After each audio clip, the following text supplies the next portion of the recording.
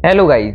Last episode में हमने देखा था जिंगयू और जाओ पैन के बीच फाइट चल रही थी, लेकिन तभी वहां पर लू आ गई थी।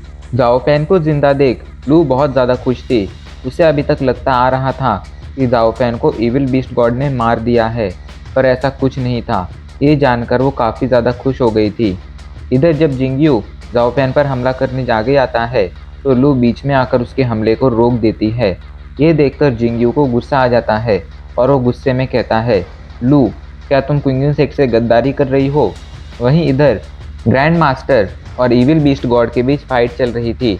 दोनों अपना आखिरी हमला तैयार करते हैं और जब उन दोनों के हमले आपस में टकराते हैं तो एक ज़ोरदार धमाके के साथ ग्रैंड मास्टर बुरी तरह से घायल हो जाते हैं। ग्रैंड मास्टर अभी के लिए हार चुके थे। ऐसे में बुरी तरह से घायल होकर वो आसमान से गिर रहे थे। अब आगे ग्रैंड मास्टर को आसमान से गिरता देख जल्दी से कुछ डिसाइपल्स आगे आते हैं और उन्हें गिरने से पहले ही पकड़ लेते हैं। उन लोगों ने ग्रैंड मास्टर को संभाल लिया था। इधर इविल बीस्ट गॉड इशारा करता है और उसका इशारा मिलते ही वो मैजिकल बीस्ट डेमनिक बीस्ट जो अभी तक रुके हुए थे वो ज़ोरदार तरीके से दहाड़ने लगते हैं और अब दोबारा से हमला करना शुरू कर देते हैं। वो लोग बुरी तरह से सभी डिसाइपल्स पर, या कहो वहाँ मौजूद जितने भी इंसान थे उन लोगों पर हमला करने लगे थे।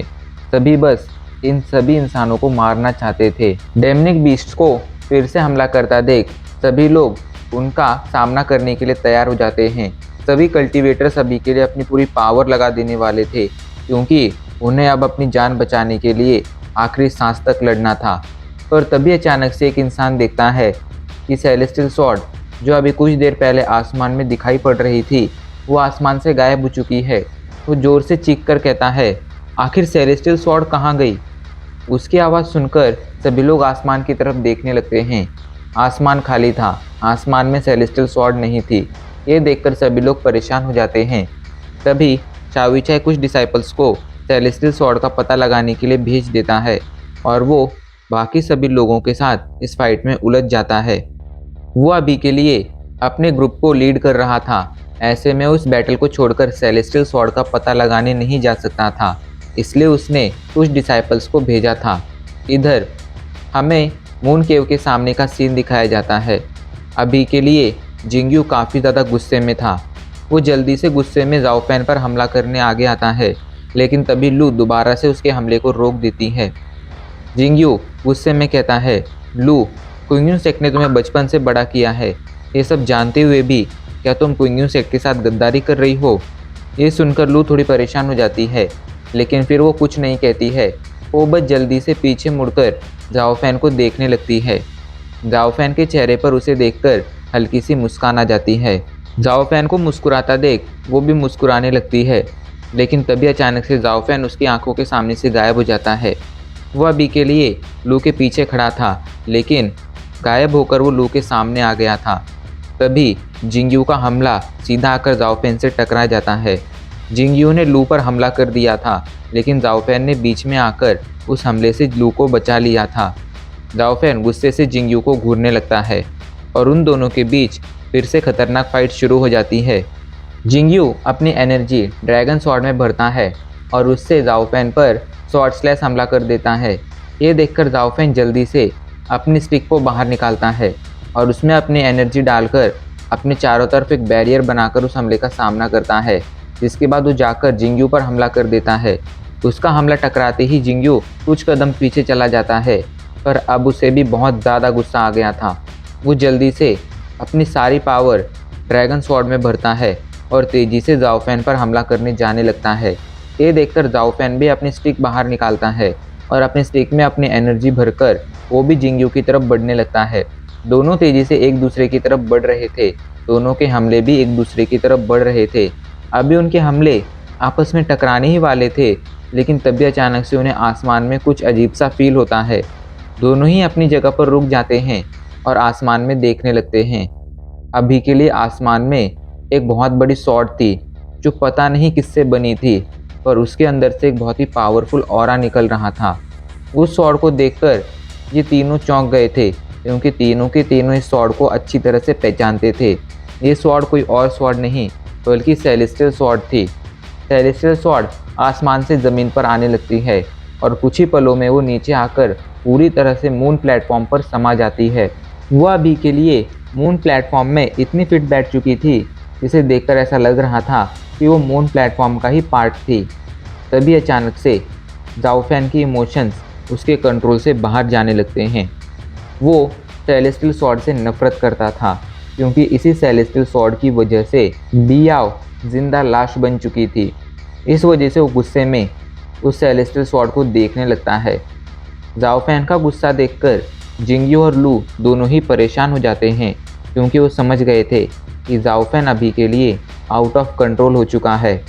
जाओ फैन की बॉडी से अभी के लिए इविल एनर्जी निकल रही थी, जो लगातार चारों तरफ फैल रही थी। जाओ फैन जल्दी से अपनी स्टिक से एक पावरफुल हमला तैयार करता है और उसे सेलेस्टियल स्वॉर्ड की तरफ भेज देता है। लेकिन तभी अचानक से बीच में जिंगयू और लू आ जाते हैं और उसके हमले को हवा में ही डिस्ट्रॉय कर देते हैं। दोनों जाओ फैन को घूरते हुए कहते हैं, तुम अभी के लिए वहीं पर रुक जाओ।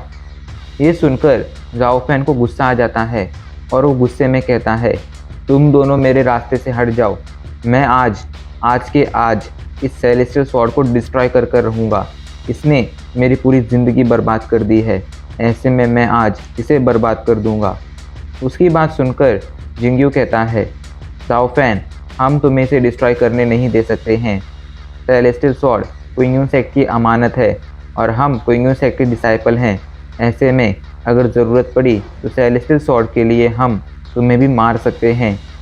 ये सुनकर जाओ फैन हंसने लगता है और हंसते हुए कहता है, तुम मुझे मारोगे? क्या तुम्हारे अंदर इतनी पावर है कि तुम मुझे मार सको?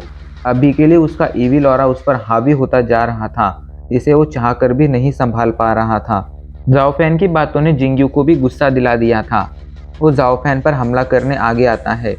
ये देखकर जाओ फैन अपनी ईविल स्टिक से उससे फाइट करने लगता है। दोनों एक दूसरे पर लगातार हमला किए जा रहे थे, लेकिन अभी के लिए जाओ फैन बहुत ज़्यादा गुस्से में था, इसलिए वो जिंगयू पर बिल्कुल भी दया नहीं दिखा रहा था।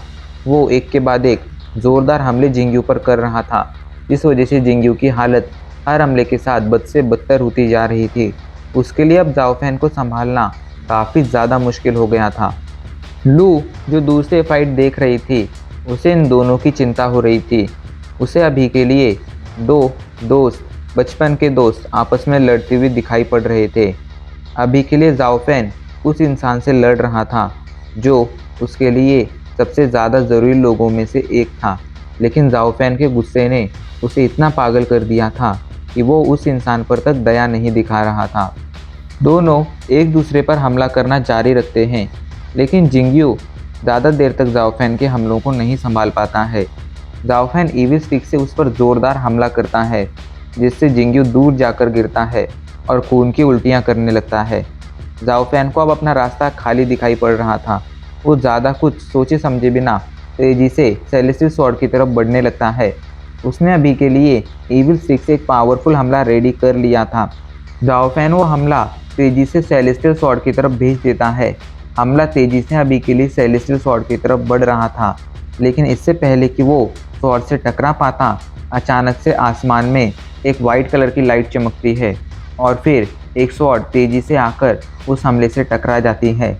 जैसे ही वो स्वॉर्ड उस हमले से टकराती है, वो जाओ फैन के हमले को डिस्ट्रॉय कर देती है।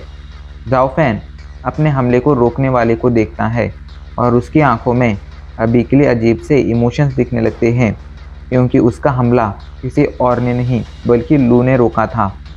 लू गुस्से में कहती है, जाओ फैन वहीं पर रुक जाओ। इस पर जाओ फैन उसे घूरते हुए कहता है, तुम रास्ते से हट जाओ, वरना तुम्हारा अंजाम अच्छा नहीं होगा। इस पर लू उसे गुस्से में कहती है, जाओ फैन, अभी के लिए तुम्हारे लिए अच्छा यही होगा कि तुम यहाँ से चले जाओ। ये सुनकर जाओ फैन उसे घूरते हुए कहता है, एक बार बस मुझे सेलेस्टियल स्वॉर्ड को डिस्ट्रॉय करने दो। इसे डिस्ट्रॉय करने के बाद मैं यहाँ से चला जाऊँगा।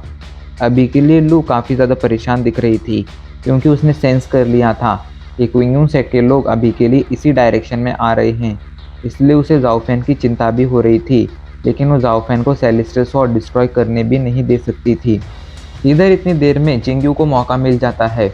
वो जल्दी से उठ खड़ा होता है और जाओ फैन पर हमला करने जाने लगता है। जिंगयू को अपनी तरफ बढ़ता देख जाओ फैन का गुस्सा बढ़ जाता है। वो जल्दी से अपनी स्टिक से जिंगयू पर हमला कर कर उसे दूर फेंक देता है, लेकिन जिंगयू भी कहाँ हार मानने वाला था।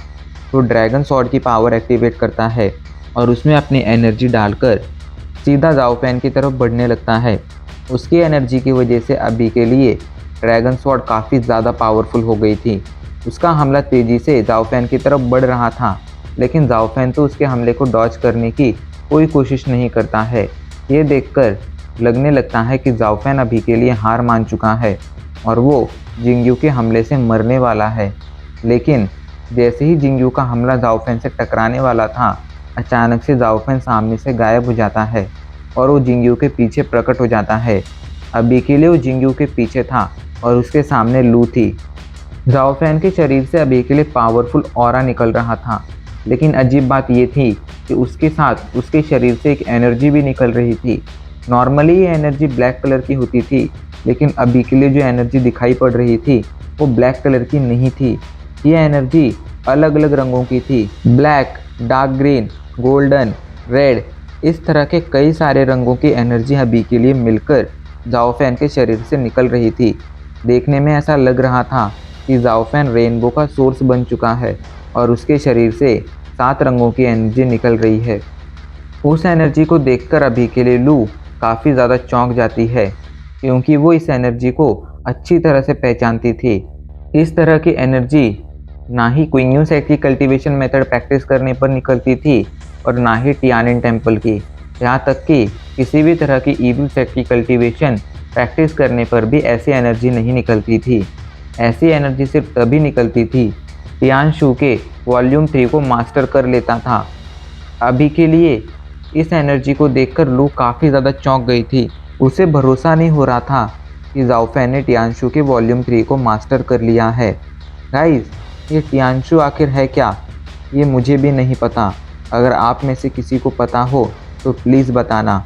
नॉवेल पढ़कर तो यही लग रहा है कि टियानशू एक तरह की कल्टीवेशन मेथड है, लेकिन आखिर ये किस तरह की कल्टीवेशन मेथड है इसका मुझे भी कोई अंदाज़ा नहीं है। अगर आपके पास इस बारे में नॉलेज हो तो कमेंट कर कर ज़रूर बताना। लू अभी के लिए काफ़ी ज़्यादा चौंकी हुई थी, लेकिन वो जाओ फैन को इग्नोर भी नहीं कर सकती थी। उसे किसी भी तरह सेलेस्टियल स्वॉर्ड को बचाना था, इसलिए वो जल्दी से उठ खड़ी होती है और जाओ फैन का सामना करने के लिए तैयार हो जाती है। तभी अचानक से सेलेस्टियल स्वॉर्ड से एक एनर्जी निकलती है जो लू की बॉडी में चली जाती है, जिससे लू की पावर काफ़ी ज़्यादा बढ़ जाती है। अपनी बढ़ी हुई पावर से लू भी काफ़ी ज़्यादा चौंक गई थी, लेकिन वो अपनी इस बढ़ी हुई पावर से ही जाओ फैन का सामना करने के लिए आगे बढ़ने लगती है। उसकी ये बढ़ी हुई पावर सच में काफ़ी ज़्यादा खतरनाक थी, लेकिन जाओ फैन को अभी के लिए इस बात से कोई फ़र्क ही नहीं पड़ता था। वो तो लू को अपनी तरफ बढ़ता देख काफ़ी ज़्यादा गुस्सा हो चुका था। वो जल्दी से अपनी स्टिक बाहर निकालता है और तेज़ी से लू पर हमला करने के लिए आगे बढ़ने लगता है। उन दोनों के बीच खतरनाक फाइट होने लगती है। लू अपने टियानिया स्वॉर्ड से तो वो अपनी स्टिक से एक दूसरे पर हमला कर रहे थे। आज एक ही दिन में जाओ फैन ने उन 2 लोगों से फाइट कर ली थी जो उसके लिए कभी सबसे ज़्यादा ज़रूरी हुआ करते थे, पर आज उसके पागलपन ने उसे वो सब भूलने पर मजबूर कर दिया था। गुस्से में वो क्या कर रहा था ये उसे खुद भी समझ नहीं आ रहा था। अभी के लिए वो एक दूसरे पर लगातार हमला किए जा रहे थे। इन हमलों की पावर काफ़ी ज़्यादा थी। लू के पास सेलेस्टियल स्वॉर्ड की पावर थी, तो वहीं जाओ फैन के पास अपनी स्टिक की पावर। इन दोनों ने अभी के लिए एक दूसरे को मारने का निर्णय ले लिया था। ऐसे में कोई भी तब तक नहीं रुकता जब तक दोनों में से कोई एक मारा नहीं जाता। और अब इसी के साथ हमारा ये एपिसोड यहीं पर ख़त्म हो जाता है।